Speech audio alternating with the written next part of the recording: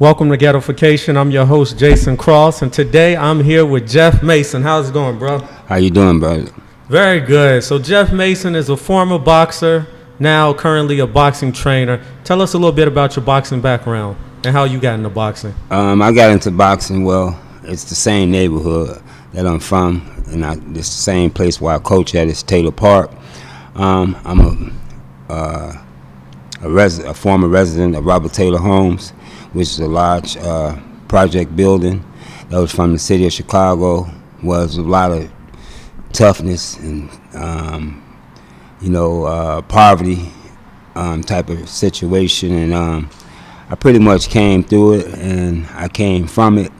So now that today's day, I'm here to give back to where I come from. I'm a former professional fighter. I was 12-0 as a professional, and I had several amateur fights. I was National Golden Glove runner-up in 1990.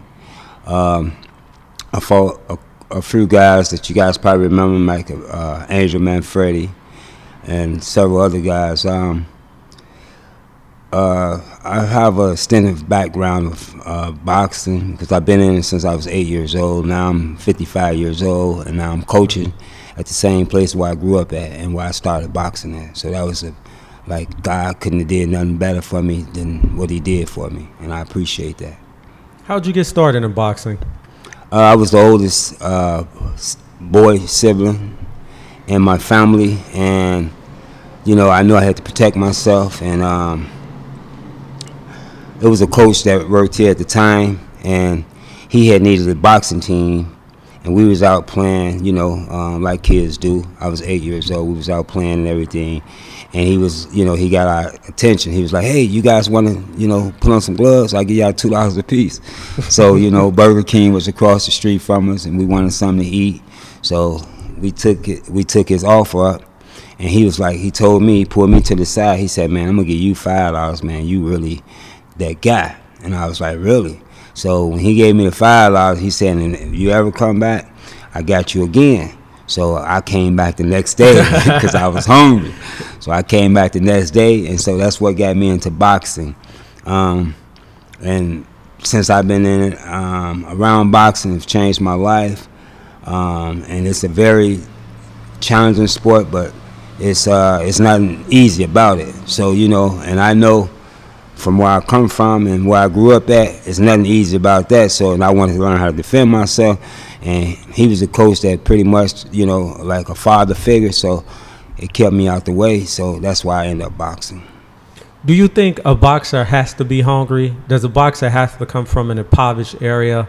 He don't have to come from a impoverished area, but he, someone in his family had to break it down to him about being hungry, and what being hungry is, not just with your stomach, but with your ambitions and what you want to do and what you want to accomplish in life. So that's what being hungry is about. Like I explained to my fighters today's day, I tell them, I say, "Hey man, you lost the fight yesterday. I didn't see you cry. I didn't see you act like it was the end of the world. Yeah, you can learn how to win just like you can learn how to lose. But I really respect when you boo-hoo cry and everything, because you show passion when you lose, and you show like, man, I could do better and everything." And so, like when I see guys lose, they want to go get a bag of chips or some Cheetos, the same stuff that help you lose the fight. You know what I'm saying? We don't know the things that they give us as far as what we think that's good for us. It's not good for us. So, it's like going to the situation of losing. You can't lose. So, you got to have someone in your family to tell you what it is and how deep you have to dig to be a boxer.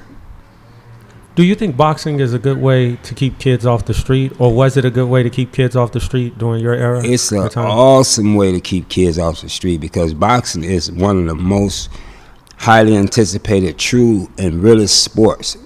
You cannot play boxing. You can play football, you can play basketball, you can play baseball, volleyball, but you cannot play boxing. So with that being said, I asked you as a coach. I said, did you run yesterday? And you said, yeah, coach, I ran 5 miles. Well, I put you in the ring and you get tired in the first round. That don't seem like you ran, because see, this is the thing here. You could burn energy in the right way, and boxing help. You pave the way of getting better in it. You can see clearly when you're in shape. You cannot see clearly because you can see survival when you're not in shape. You in there surviving in the ring, but when you're in shape, you in there seeing what and listening what the coach saying. It's like clear words. I noticed you mentioned earlier, you said sometimes they give us things that aren't good for us. And I know you're very health conscious. Were you speaking about diet when you said that? Yes. Can you break that down a little bit? Well, they told us milk was good for our body. Milk is not good for our body. Milk is actually bad for our body. It damages your bones. It damages your digestive system. They told us cornflakes, like the Wheaties. That's why you don't see Wheaties no more. Corn is not digestible. We could go on and on. The Kool-Aid, the McDonald's, the Burger King, all these type of things that they give us and advertise on television and say this is good for you and you can eat this. I have people talking to me, saying, well, I ate a baked chicken. Well, you got to look at what's going on with the chicken today. Today's chicken is not yesterday's chicken. So when you eat chicken, you're not just eating chicken. You're eating antibiotics, you're eating steroids, you're eating all type of things that you don't know about. So what kind of diet do you follow? I follow Jeff's diet, which is pretty much, some people might nickname it as a vegan diet. I just like clean eating. I try to eat my squash, my watermelons, all my melons. I eat, cherries, anything fruits that got seeds in it. Like I give you another example. They said broccoli and carrots was good for you. Well, broccoli is a hybrid hybrid vegetable. Carrots is a hybrid vegetable. So anything that's not man-made, it's not good for you. Anything that's natural is good for you. And if it's not grown naturally out the wild, it's not good for you. How should a boxer eat? Should a boxer eat organic food primarily or exclusively? Well, some fighters can't afford it, but just try to keep it close to the base of eating good. And what I mean by eating good, if you're going to eat chicken, eat it baked. If you're going to eat vegetables, try to eat clean vegetables and stop trying to put a lot of seasoning in it, because the seasoning have MSG in it. The season have a lot of things that got heavy metal in it. So these are the things that also could help hurt you when you don't even know it. I talk to a lot of fighters, and the only thing they say, I didn't know this, coach. I didn't know that, coach.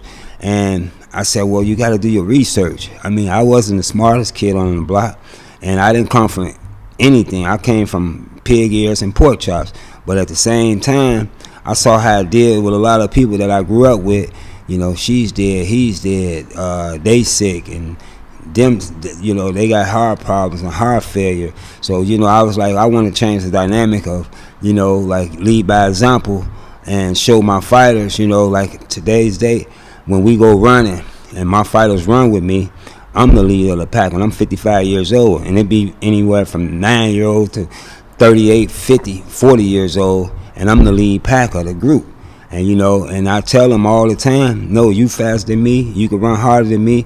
It's just that you're eating worse than what I'm doing. Your diet is tore up. So if if your gut ain't right, you're not right. Because anytime we get tired, we breathe from our gut. Mm-hmm. And when we breathe from our gut, and if it have bad things in it, you're not gonna get nothing out of it. How many miles do you guys typically run? We run like anywhere from 2 to 5 miles. Okay. And but when I say run, I don't mean jog. I mean run. The average 7.5 minute mile. Oh, so you guys are going pretty fast. I am. Yeah. I leave everybody behind. Yeah. I still have that challenge. I want to win. Mm-hmm. So, I have to lead by example. And I tell them, some of my fighters, they run and they just run and they be slow and everything. I say, hey, man, that's the way you're going to be in the ring. You got to get up and you got to go. You can't let nobody beat you. I don't care if they 2 miles in front of you. You got to catch up with them. you know, and it's you know, just like in a fight. If you down that round, you got to catch up, and then you got to surpass them. So, you know, I leave that with them, and, you know, hopefully when I'm not here, and I could pass that on. Do you guys run the same amount of miles, pro and amateur, or is it different? Well, it's pretty the same, but as a pro, you pretty much try to, you know, just not run. You try to get like sprinting in, hills and things like that. And then you might do a strength and conditioning training, because like amateurs, it's three rounds. Professionally, you're going 10, 12 rounds, so you need strength and conditioning as well. So, you know, not saying you don't need it as an amateur, but as a professional, it's a difference. You know, I always tell people as an amateur, you know, as long as you fighting, you fighting for experience. So your record is 0-0. But when you take that shirt off, that's when it counts. Each generation has a fighter that defines its generation. We have Muhammad Ali, Mike Tyson, Floyd Mayweather. Which fighter would you say is the fighter of this generation? Whose style is everyone going to adopt? Without a doubt, the TBE, the best ever, Floyd Mayweather. His style has, you know, people don't want to give him his respect and his jewels and his flowers, but without a doubt, Floyd Mayweather have changed the dynamic of boxing. I mean, people don't, you know, float like a butterfly no more. They stop, you know, moving on their feet. You know, you have some fighters that want to do a throwback, but normally everyone is pretty much fighting and learning their distance on an angle, a 45-degree angle instead of, you know, then you had people used to do the Mike Tyson, try to come in there and pound you and move your head and everything. They don't do that anymore because they see the style of Floyd Mayweather. That's one of the best successful styles that we have today. And you go from Canelo to Terrence Crawford to Gervonta Davis to Inoue. Everyone, they don't have their lead hand up. And where that come from? That come from Floyd Mayweather. He changed the dynamic of boxing. And, you know, a lot of people don't want to give him his respect. You know, I respect him, and you know, inside the ring, he's a GOAT to me. His footwork, his accurate boxing, everything. You know, when you pretty much study Floyd Mayweather, you pretty much studying how to win. Who do you think his successor is? I want to say Shakur Stevenson, but then again, you know, he's a good fighter as far as, you know, like he knows his distance very well. But you know, you got a fighter like Gervonta Davis who knows how to cut you off the ring, and he have power from both sides. You know, his right side or his left side, and he's very, you know, again with Gervonta Davis and his coaches. When he was amateur, he didn't fight like that. You know, he was a good fighter, but his techniques have risen. Mm-hmm. Maybe because it was 3 rounds and it was short rounds that he couldn't, you know, get to fulfill, you know, of all his jewels. But right now, to me, he's one of my leading pound-for-pound fighters besides Terrence Bud Crawford. He's a good fighter, but as far as technical wise, I love the way Gervonta Davis have, you know, matured and become who he is today. Who do you think is the game changer? Who do you think the next generation will copy their style? Well, you got 4 fighters, you know, but all of them, you know, pretty much is somewhat from the Mayweather generation. You have the Mexicans now; they fight like Canelo, and a lot of them used to fight like Julio Cesar Chavez, but now they fight like Canelo because they seeing how to hit and get less hit it. Mm-hmm. You got people that fight like, you know, like it's fight like Gervonta. Well, Gervonta bring a lot of power to his punches. You have people that fight like Terrence Bud Crawford. He fight orthodox or, southpaw. So, and he switched both sides. So you have fighters, you're going to have fighters. Them guys going to they're going to go to the next generation. It's funny that I saw a kid at Chicago Golden Gloves this year, and I watched him fight, and he was looking real good. And I said, "You've been studying Bud Crawford." He looked at me and started smiling. So, these guys and their styles are taking over the next generation of boxing. I noticed with the new generation of boxers coming in, they use their jabs less and less. What would you contribute that to? I would contribute that to boxers are being coached by, no diss with no coach, but a lot of coaches are YouTube coaches and learning from watching instead of going and sit with them coaches and ask them certain questions about how to tune they fight up. Me, I had the honor to being a president of Eddie Futch. I had the honor to being a president of Floyd Mayweather Sr., Roger Mayweather, Floyd himself. And then I give credit to a guy named Hector Bermudez. He's a good trainer. He's the current trainer today. He's a great trainer. I went up to his camp in Springfield, Massachusetts. I learned some things because I'm very humble, and I'm always one of them type of students that I sponge and I watch and I see. And a lot of fighters, they learn from their coaches, and their coaches don't know. But their coaches have so much pride that they won't let no one step in to help. So when you don't let no one step in to help, you hurting your fighter. But yet, a lot of fighters, like I give you an example, David Benavidez. His dad is a great trainer, but I think he need help. His feet kind of wide. He squares up from time to time. I think he need to let someone come in and help him. Devin Haney, same thing. His dad, he did a great job. I think he need help. Devin don't know how to go backwards. Devin don't have defense. He don't know how to fight in the pocket. He don't turn his punches over to endure more power in it.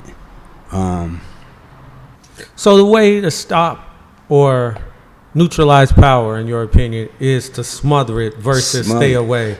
Exactly. Floyd Mayweather, like I said, TBE, he was one of the ones that shared that with us. But, we watch a lot of things, but we don't notice certain things. And the small things, that's what counts. Me, I had the opportunity to be around Floyd in several camps. And, a lot of people watch his pad work. I don't watch his pad work. I watch his footwork. I watch what he doing, when he do it, and why he do it. Mm-hmm. So these are the things that I know that's very important to being a coach, and I know how to develop a fighter to do certain things, and I know I could create a different fighter. If I had a fighter that was lacking certain things, I can create these type of things that's going to make a difference in their career. I noticed that with you. You're very fundamentally sound. From training with you as well, you're very fundamentally sound, and you always start with stance and footwork. Why is that? Can you explain? Well, you hit with your hands, but how do you get to them? With your feet. When you build a house, you don't put the roof and the windows in. You build a foundation first. So if the foundation crack, you can't go on with that project. So with the feet, the same with the feet. If the feet too wide, if the feet's not where they properly supposed to be, you're gonna lack some power. You're gonna lack some speed because a lot of people think that they need hand speed, but you need foot speed as well. But if your feet is not up under you with a proper way, you're not gonna get the speed you need, or you're not gonna get the pressure from the punch you're trying to throw. So that's why feet mean so much in boxing. Why do you think footwork is lacking so much in this era? Again, YouTube fighters, YouTube trainers. So they seeing everything but what they need to see. Do you think it'll ever come a time where boxing goes back to having old school trainers in the gym, with the pinky turned out and Or has YouTube just changed the game? It changed the game. It changed the game. You know, I was looking at the Olympics. Everybody had their shoulder down. I had their lead hand down like Floyd Mayweather. Some of them had their hand up, and when they had their hand up, you know, they still put their hands down. But it changed the game. And, you know, it's sad, but, you know, like, look at our pound-for-pound list. We got a guy, Eustace, no disrespect to Eustace. I think Eustace is over 30 now, right? Usyk, yeah, he's over 30. Yeah, he's over 30. So he's in the top pound-for-pound list in boxing. He should be on his way out the door. But look, you know, he's on the pound-for-pound list, and he's top up there. And that's because of his skills and the fighter's lack of skill. Like Deontay Wilder, once he got exposed and you can move on him, his feet wide, he went out there and got a trainer that he fought, you know, Malik Scott. This guy, I saw him training Deontay. The first thing I saw him padding Deontay. You don't pad him, he already got power in his hand. You fix his feet. He never was able to fix his feet. He thought he did, and, you know, it was a shame that, you know, a person like myself couldn't get in there, and I wanted to so bad to help Deontay because, you know, I love that saying, to this day. I love that. And, you know, that was strong to me. And but it was like, man, this is a great man. He had a potential to be great and fighting as a boxer, heavyweight champion of the world. He's small, he's slender, he was like a stallion. But it's like you went and got someone like Malik Scott. Like, that was terrible. You know, this guy is not no trainer. He just stopped boxing. How he could be a trainer and train a heavyweight, an undisputed heavyweight champion, and he lost to him? Didn't he get beat by him? Mm-hmm. So why would you go get him? If he knew the recipe, he would have beat you. Why would you go get him? I mean, I don't know if Deontay was the type of fighter that he liked to be in control. And it ain't nothing about, you know, I respect my fighter because at the end of the day, when I'm your trainer, I work for you. So I respect you as who you are, but at the same time, you gotta respect me for what I bring to the table. And I was gonna bring a lot to his table, you know, and it's sad that he went out like he went out, and it hurts me to this day. Did you make it known to him that you were available, or did you make it known well, to him? I tried. I had a couple of people to reach out to him, but unfortunately, didn't get to him. I saw him it's funny, I saw Deontay at the Charlo fight in New York. I forgot who Charlo fought. We was at the Where Erison Lubin? No, he fought.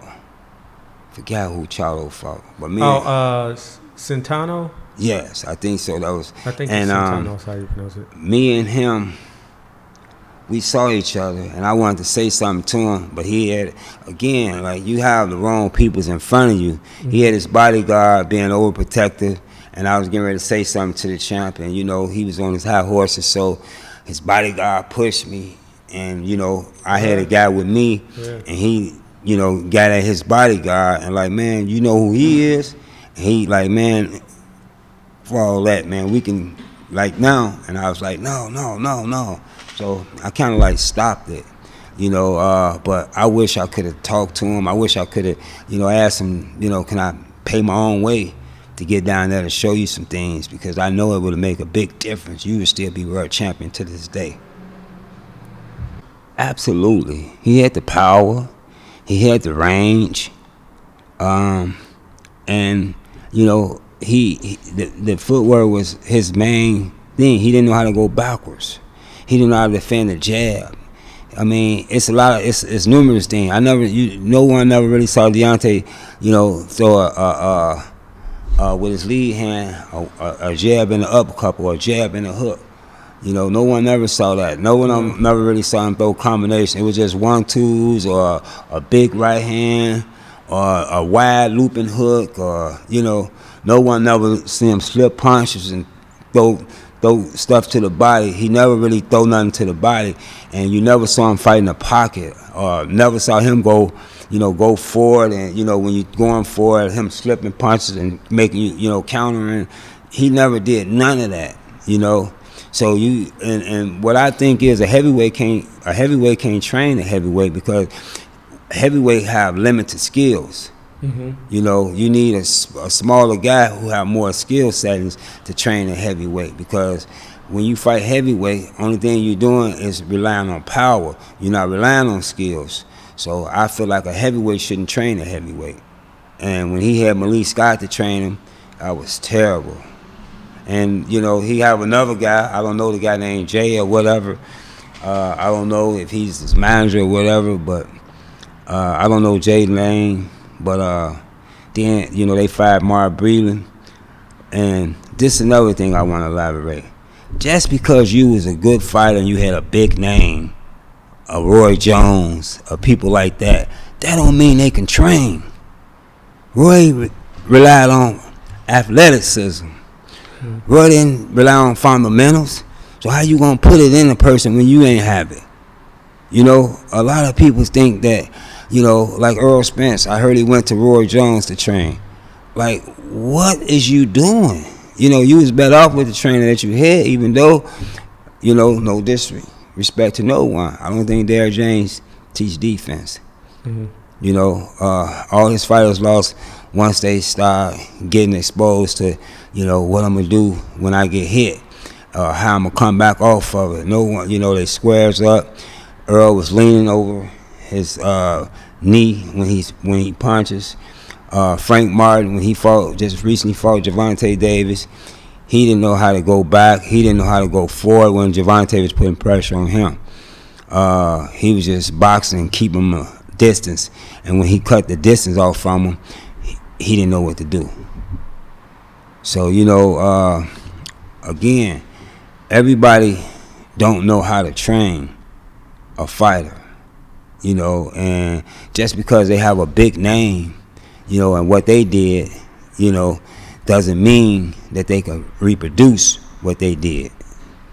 And that's what we get stuck on. And unfortunately, that's why I say Floyd is a hell of like he's the TV to me, because when you really sit with Floyd and he breaks stuff down to you, I remember Tank as amateur. He wasn't as fundamental, but he spent a lot of time with Floyd, or his coaches did, someone did, because his fundamental is an accurate boxing, is that.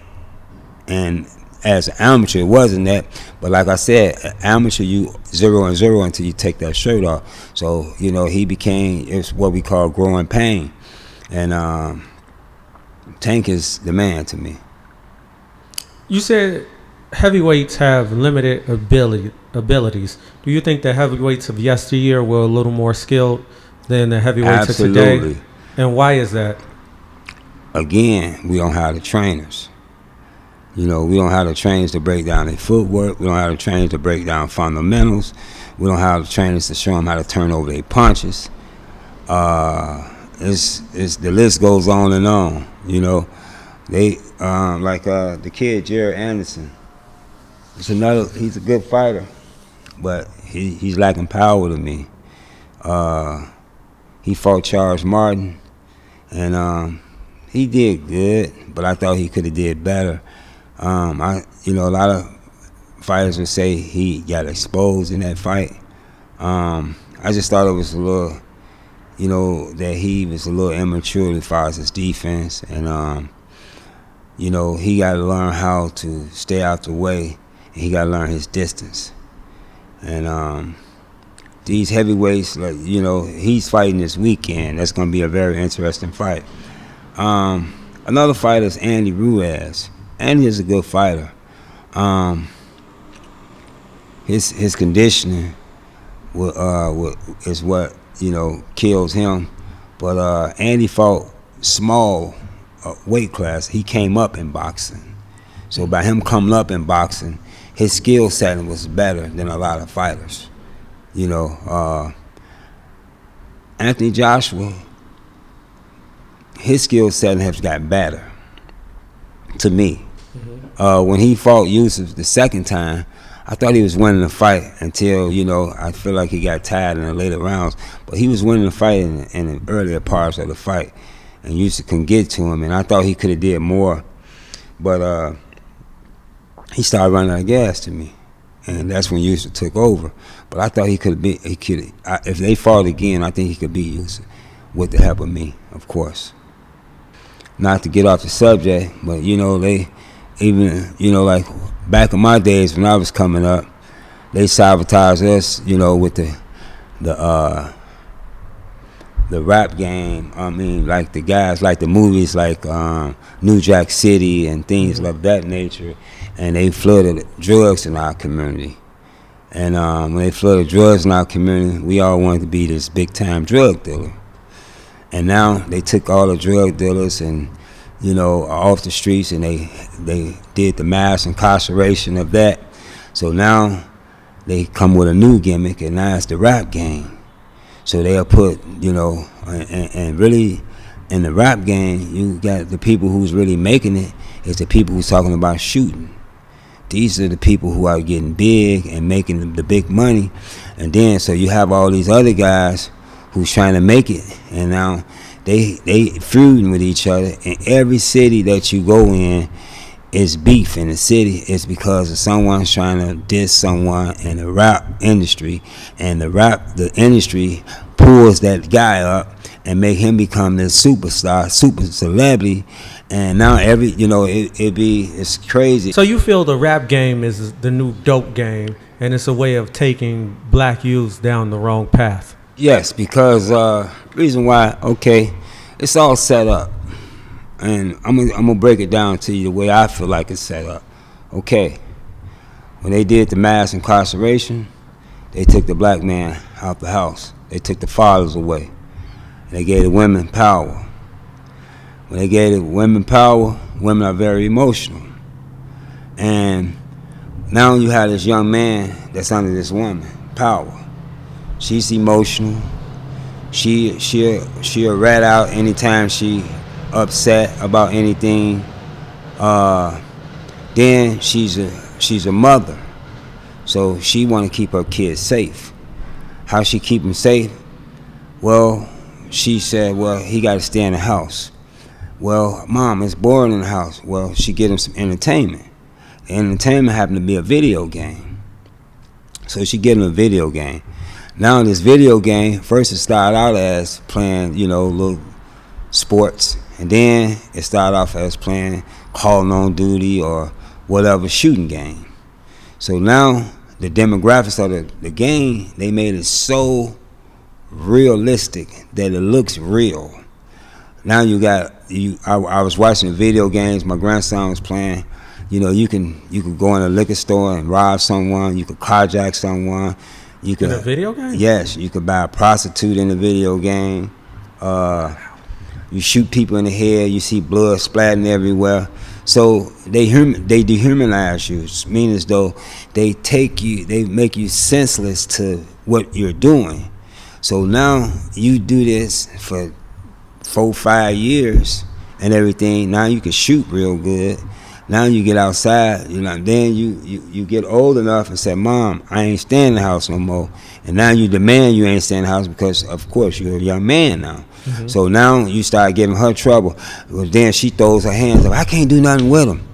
And then he gets with his cousin who ain't never had the discipline or whatever, he with no type of structure. So now he go over his cousin's house. His cousin introduced him to a pill, Percocet or lean or whatever.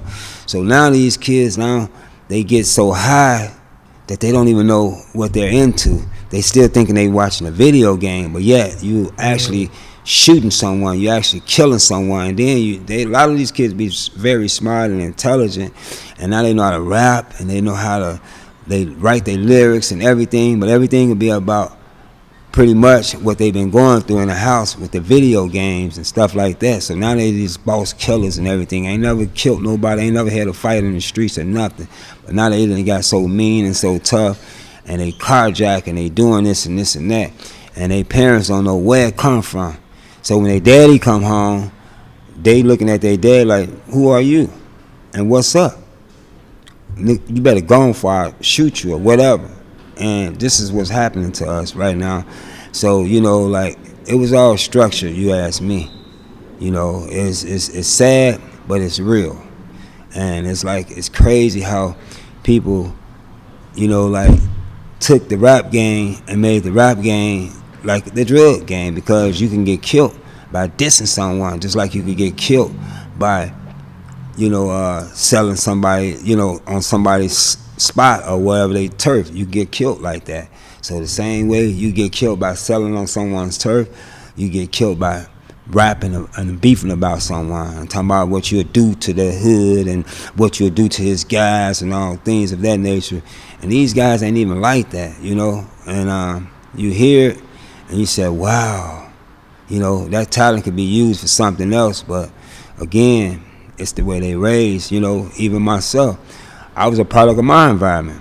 I wanted to be a hustler, you know, but until I grew up and I realized what I was doing to my neighborhood and how I was destroying my neighborhood, then I said, hey, I look back and said, hey, hold on, man. I'm the only one got 2 cars and 5 cars. I'm the only one got these clothes, but he need a haircut.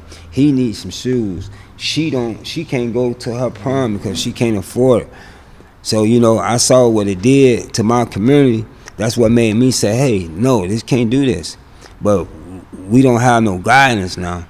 And, you know, I feel like the guys who help destroy the community should give back to the community, you know. And what I mean by giving back, try to do something, make it and be heard and be seen, instead of hiding and pointing, talking about Shorty a killer and things of that. You should guide Shorty and show Shorty it's another way, instead of just being out there and letting it go on. So that's what's going on right now. There's no structure. So when there's no structure, you know, shorties don't want to hear that. And, you know, that's because, again, you know, it was no man in the house. The only person he had to listen to was a woman. And when he got tired of her, he started listening to her. And she threw her hands up and said, I can't do nothing with him no more. So now the streets did something with him. That's why we have like a mass incarceration of our younger teens. And our younger teens, everyone on house arrest or something of that nature. And it's sad, you know, because like this is our hood, this is our generation, what's happening today. Well, thank you very much for joining us, Jeff. I appreciate it.